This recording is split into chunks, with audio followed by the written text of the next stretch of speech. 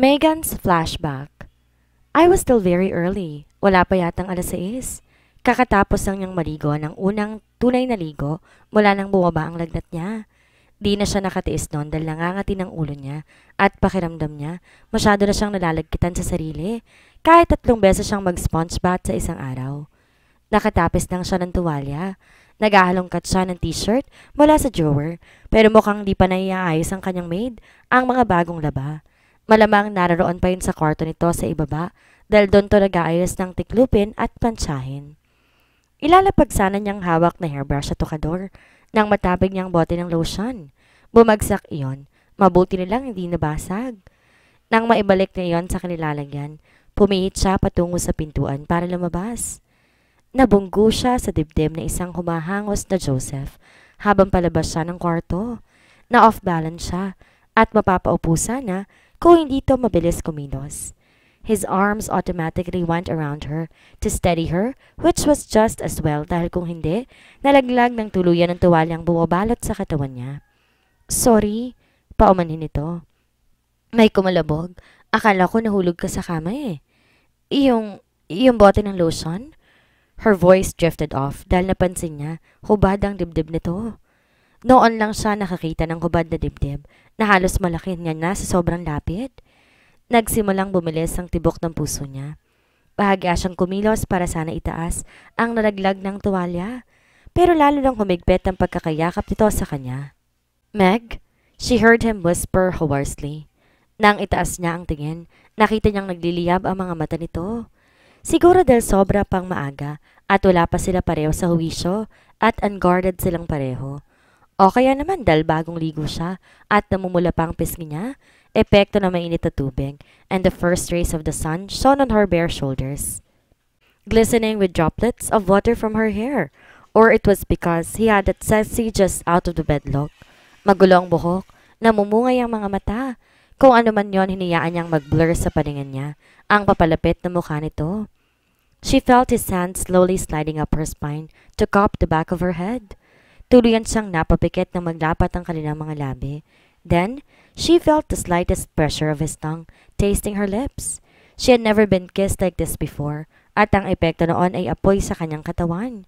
Hindi siya sigurado sa gagawin. She let instinct and desire take over. Ipinulupot niya mga bisig sa leg nito, and opened her mouth and kissed him back as if her life depended on it. She heard him moan bago nito lalong pinalalim ang halik. Binuhat siya nito para dalhin sa loob ng kwarto. Nadinig niya ang pagsara ng pinto. Matapos ay lumapat ang kanyang likod sa malambot at malamig na kama. Saglit na iniangat ni Joseph ang mukha para titigan siya habang masuyo nitong hinahaplos ang kanyang pisngi. Dahan-dahan at maingat na bumababa patungo sa pagitan ng mga dibdib niya. His eyes were clouded pero nabasa niya roon. Nawari bang humihingi ito ng permiso sa kanya sa mga maaaring mangyari. Joseph, She willed herself to say what she knew her eyes must be telling him. Gusto niyang mangyari to. Mangyayari na rin lang. Kay Joseph niya to gustong maranasan. Dahil mahal na niya ang lalaking to. Gusto niyang isaboses how much she wanted to experience the exquisite passion of love-making with him. Pero bago siya nakapagsalita, nadinig nilang front door na bumukas at pumailan lang ang boss ng kanyang maid para i-announce ang pagdating nito. Hoy! Napabalik siya sa kasalukuyan when Luan snapped her fingers in front of her face. Bakit ka ganyan? Natulala kang bigla? Ha? Muri siyang lumingon para kumaway sa isang waiter, only to find out na may naghihintay na sa tabi niya. Anong order mo? Sinagot nito ang tinatanong niya pero tumalim ang mga mata nito at alam niya, nahahalata nito na may ikinatataranta siya. May nangyayaring ano? Bigla siya nitong kinumpronta pagkaalis ng waiter. Ano? Nagkunot ang noo niya. Tigilan mo nga ako. Oy, Megan and Daya, huwag mo akong daanin sa taray-tarayan ha? Kilala na kita. Pinagtaasan siya nito ng kilay. Over ka ha? Ano namang akala mo kay Joseph? Manyak? Tsaka ako pa? Hindi ako cheap no? Kahit naman siguro sobrang gwapo, sobrang sexy at sobrang desirable ni Peps, hindi naman siguro ako basta nang papatol sa kanya or anyone else for that matter. I believe in love and romance and happy ever after. Di ko yun isasapalaran dahil lang sa tawag ng laman, no? Gusto ko ng poetry, ng music, ng maraming stars, roses, sunsets. Her heart was pounding so hard matapos ang litanyang yon. Akala niya maaatake siya sa puso. To top it all, obvious na na-amuse sa kanya ang kaharap, kaya mas naiirita siya ng husto. Luan? Asik niya. Di na virgin si Megan. Anito in a sing-song voice. Lu, shut up. Nanlaki ang mata niya dahil baka may makarinig. I didn't get that far. Aha! Humalakak ito in triumph. So may nangyayari nga. Oh my God! Kinapahabang napasubsob siya sa dalawang kamay. Yes, nagdadalaga na rin sa wakas ang friend ko. Sumasayaw-sayaw pa ito sa kinaupuan sa sobrang pagkaaliw sa kanya. Luan! Tuluyan siyang yumukyok sa mesa. What's happening to me? Walang nangyayari and yet nagtatanong ako sa sarili ko kung bakit walang nangyari. Hindi pa nga dapat mas okay yon? Kasi nga walang nangyari. Ibig sabihin hindi pa ako nako-compromise. Ang archaic mo ha? Compromise ka dyan? Iniabot nito ang bisig niya at parangin na plus iyon na parang may nagpapatahan ng anak. In love ka, Ning? Nagtataka ka pa? Hindi ako pwedeng ma-in love ng tolo sa kanya. Patuloy siyang humihiyaw. Abat, tingnan mo nga naman. Tumarak ang mata ng kaibigan. Lokarit ka pala talaga eh. Nung isang gabi, kesyo anong gagawin mo para mapansin niya? Tapos ngayon sasabihin mo, hindi ka pwedeng ma-in love? Muntik na nga may mangyari sa inyo eh. Ano ba talagang gusto mo ha? Itinoon niya mga mata rito at buong sinseridad na sinabi, I want to hear him say na mahal niya ako. Ayun naman pala. May pangunawa ang pagkakasabing niyon ng kaharap kahit medyo pang asar ang salita. Pwes, dahil friend kita, itong una kong advice para sa'yo. Matuto kang mangisda. Ano? Inabot niya ang siniserve na baso ng in-order niyang strawberry milkshake at inumpisang higupin niyon. Sis, tinignan siya nito na may ering parang henyo ito. Drop hints. Magtanong ka ng mga leading questions hanggang mapaamin mo siya. When that happens, huwag ka nang magpakeme. Sunggaban mo na rin. Sunggaban? Napabuntong hininga siya. Sana nga ganun lang kadali. Patience is the virtue. Minsan pa'y pinaalalahanan ni Joseph ang sarili. Isa pang bagay na mariin niyang itinanim sa isip ay ang pagsunod sa Republic Act 9262, Violence Against Women and Children of VAUC. Wala pang tanghalin dumating siya sa bahay nito. Oras na ng merienda pero sa walang pinatutunggang usapan pa rin, umiikot ang conversation nila ni Grace kung nasan siya over the weekend. Ni minsan hindi pa nito nabanggit ang tungkol sa sinabi nitong reunion. At wala rin tong nilalabas ng mga papeles na sinabi din nitong gusto nitong ipakonsulta. Grace, akala ko ba mag-uusap tayo tungkol sa reunion ng pamilya niyo, kaya mo ako pinapupunta dito? Sa wakas, naitanong niya. I just wanna be with you. Ayaw mo ba akong kasama? Nanulis ang nguso nito. Sandali, kailangan ko lang maintindihan. Bakit parang ang laki-laki ng claim mo sa oras ko? Hindi ba halos hindi mo ako binigyan ng panahon? That time nasa Australia ka? Am I missing something here? I am just thinking, I'd like to make it up for the lost time, and I honestly thought you'd feel the same way. Nagkibit lang ito ng balikat, her eyes wide and innocent. Ganito ang ideya mo na making up for lost time? Makipag-awit, makipag-diskusyon nang walang patutunguhan? Hindi naman na. Namimilog ang singkit ng mga mata nito. Huminga siya ng malalim para kumalma. Tsaka siya tumayo para magpaalam dahil 1 minuto pa, nabipiko na talaga siya. I really need to get going. Maaga pa, Peps. Inawakan nito ang kanyang kamay. Kailangan ko nang magpahinga. Mabilis siyang naghigilap ng idadahilan at maaaring binawi ang kamay. Sinabihan ako ni Dad to be on standby early tomorrow dahil di pa namin sure kung na-cancel ni Kuya Jared ang appointment niya. If not, I'm flying to Civic at 4 in the morning. Ganito na lang. Lumuwag ang hawak ito sa kanya. Kung hindi ka tuloy, samahan mo na lang ako. Gusto ko mag-shopping. Grace, sorry. Umiling siya. Nag-promise ako kay Megan na isasama ko siya to see the planes and the hangar. Tomorrow would be the best time para sa aming dalawa kung hindi ako tuloy sa flight. Hindi yun totoo pero pwede niyong totohanin. Sino ba yung Megan na yan, ha? Wala ka nang sinabi kung di pangalan ng babaeng yan. Tumayo ito at namewang sa harapan niya. For a split second, nagtalim ang mga mata nito na ikinagulat niya. Pagkatapos parang nahimasmasan. Muli itong ngumiti. But it's just as well. Anyway, malapit na kami kasal ni Mom. His hand stopped midway habang inaabot niyang doorknob sa nadinig. Either nanaginip siya o natuluyan ang pagiging schizo ng kaharap. Kasal? Sino naman si Mom? Inarap niyang muli ang dalaga. My fiancé. Pinakita nito sa kanyang suot na singsing. Kanina lang siya nag-propose and I accepted. Napataas ang kilay niya.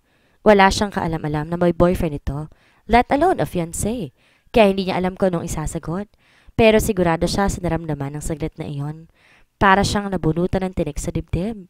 May iba na tong sasandalan. Hindi na siya maoobligang pagbigyan ito tuwing may kailangan to ng kung ano-ano. Kung bakit ba kasi hindi siya marunong humindi. Congratulations, Grace. I wish you both every happiness. Sincere ang pagbati niya. Niyakapan niyang dalaga at ginawa na ng halik sa pisngi. Pero inilihis nito ang mukha para sa labi niya to mahalikan.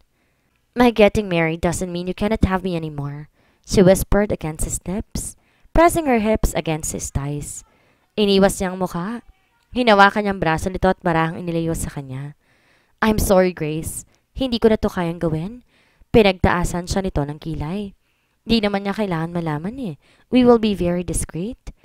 Pinigilan niyang mapangiwi in disbelief sa naririnig. So that's it. She is an nymphomaniac. Ako ang may problema doon, Grace. Dahil ayoko maging bahagi ng harap-harapang bastusan. Kahit pa siya ang maghatid sa'yo sa akin. Inabot niyang doorknob at pinihit iyon. I'm sorry, I really have to go. Bye, Peps. Kumaway ito sa kanya mula sa bintana. I will call you tomorrow na lang, ha? Pinaandar niyang kotse at mabilis na humarulot palayo. Time to end that phase in his life and begin the new one. Yung mas gusto niya at mas nakapagpapasaya sa puso niya. Maaga pa. Maaabutan pa niya si Megan sa opisina. So, sorpresahin niya ito. Ilang oras nang nakatitig si Megan sa kawalan. Mula nang bumalik siya sa opisina mula sa pagla-lunch kasama si Luan, gumagana ng utak niya kapag may directly kumakausap sa kanya. Otherwise, isip lang siya ng isip tungkol sa advice ng kaibigan. Ano ba naman kasi, ang skills niya pagdating sa panguhuli ay close to zero. Ngayon pa ba niya susubukang gawin sa isang taong hindi niya kayang isapalaran ang nararamdaman niya? Paano kung hindi niya magawa ng tama? Paano kung ang sabihin nito sa kanya ay, sorry Meg, si Grace talagang gusto ko. Paano kung yung pangyayari pala nung isang araw ay dahil halos nahubaran lang siya nung mayakap nito?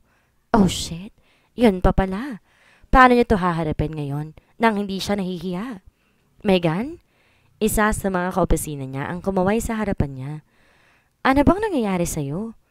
Ha? Napaupo siya ng tuwid. Tiningnan sa wakas sa nagtanong. Sorry, ano yon? Hanggang ngayon ba? Worried ka pa din dun sa nagkamaling airline booking? Hindi, Leng. May iba lang akong iniisip. Distracted pa rin ang ngiting iginawa niya rito. Napataas ang kilay ng kaharap. May kinalaman ba dyan yung gwapong mama na naghahanap sa'yo sa labas? Ha? Nanlaki ang mga mata niya at natataranta, napalingon sa lobby area. Peps! Ninenervyos sa bulong niya. Parang gusto niyang magtago, magkasakit. Kahit migraine lang, please. Gusto niyang himatayin. Ngayon lang ulit sila nagkita mula ng insidente nung isang umaga, as in that morning. Alam niyo naman siguro yung tinutukoy ko. Hindi na sila nagkatawagan mula noon pagkatapos ngayon, haharap siya rito. Hey!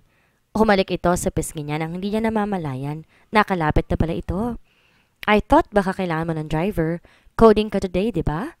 Tumango lamang siya. Pauwi ka na ba? Kung hindi pa, pwede naman kitang hintayin. Naupo ito sa upuan sa harap ng table niya. Kasi yung fax galing sa airline, hindi naman siya makaimbento ng excuse. May hinihintay talaga siya. Kung ano yon hindi niya lang maalala ng mabuti. Hoy, Megan! Sumingit sa usapan si Leng. Magsa-6 na. Kanina ka pa nga pwedeng umuwi eh. 6 na? Darn it, para siyang parot. Paulit-ulit. Oh, halika na. Pwede ka na daw palang umuwi. Nagsisimulang mangiti ang binata dahil nahahalata na naman itong natataranta siya. Peps, walang food sa bahay?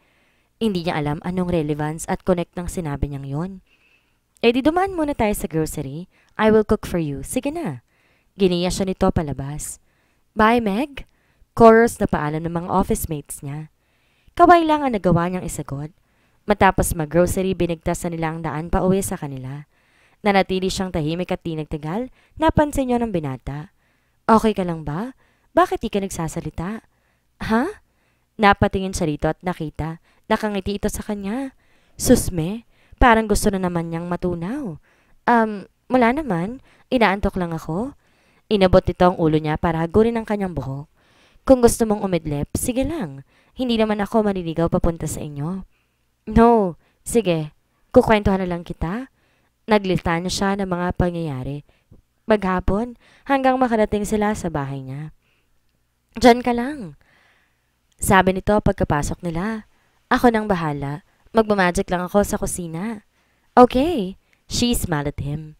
Naupo siya sa sofa. Sus ko naman. Sigurado siya. Nahalata nito ang panik sa bawat kilos at pananalita niya, kahit pa sinusubukan niyang kontrolin ng pangangatal. Okay. Huminga siya ng malalim. Huwag kang magpanik. At least hindi ito nag-refer sa nangyari nung huli tong nasa bahay niya. Baka maghintay na lang siya kapag nagkataon. Kailangan yata niyang mag-shower muna. Baka sakaling lumakas ang loob niya kapag mas mabango at presko na ang pakiramdam niya. Peps, sa taas lang ako ha? She called out. Mag-freshen up lang? Sure, honey. Sumilip to sa may paanan ng hagdan. Tamang-tama lang, pagkatapos mo, ready ng dinner. Kumindat pa ito na muntik niyang ikahulog. Honey daw? Masayang ipinagpatuloy ni Joseph ang pagluluto. Na-imagine niya ang ganitong buhay, kasama si Megan. Siya ang nasa kusina dahil siya ang maalam kumilos doon. Si Meg? Well, pwede na siya sa nursery, nag-aalaga ng kanilang anak habang naghihintay ng hapunan. Ang ganda-ganda siguro na magiging anak nila, lalo kung babae, at magmamana kay Meg na kulot ang buhok. Mukha sigurong manika. Teka sandali, pinaalalahanan niyang sarili. Hinay-hinay lang, hindi mo pa nga girlfriend eh. Ni hindi ka pa rin umaamin sa kanya na mahal mo siya. Pero mababago ng lahat iyon ngayong gabi. Pagkahango ng penny noodles na sinahugan niya ng crab alige and garlic with black olives, tinanggal na niya ang suot na apron. Lumabas saglit sa kotse para kunin ang overnight bag na parating naroon for emergencies, just as this. At nagtungo sa banyo para makapaghilamas na rin at matanggal ang amoy ng ulam na dumikit sa kanya. That done, bumalik siya sa kusina para naman iset ang mesa. Parang ang tagal bumaba ni Meg. Meg, honey? Tinawag niya to mula sa paanan ng hagdanan. Ready na ang dinner. Walang ingay na nanggagaling sa itaas. Meg? He called out again habang paakyat ng hagdanan. Hanggang nakarating siya sa pintuan ng kwarto nito. Marahan siyang kumatok at saka maingat na pinihit ang doorknob para buksan iyon. Pagsilip niya nakita niyang nakahigatos sa kama at mukhang himbing na himbing.